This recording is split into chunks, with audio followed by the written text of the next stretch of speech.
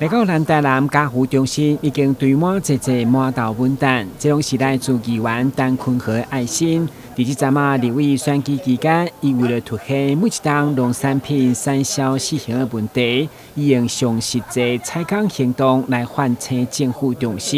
伫中秋进前，身为妇幼委员的伊，因为感受弱势家庭的需求，所以亲自来到南家福，用加码到5000斤的文旦。希望持续传达爱的循环。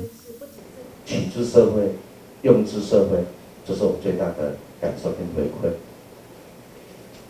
我从来没有觉得我建筑任何东西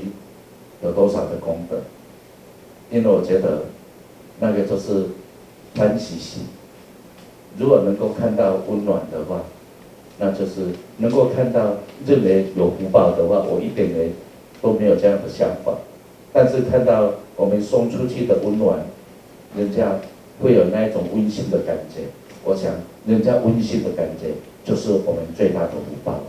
议员陈坤和也未到你第二选区的立委选举进前，对好人好事代表、公益律师到关出议员选举补助款以及议员的薪水，这公益已经超过1000万，包括偏偏是适合同学的南家湖妇幼委员会主委黄专用相当感佩。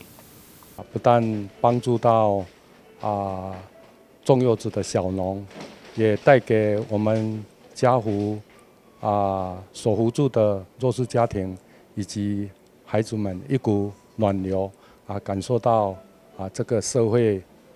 的这个温暖真的非常谢谢他。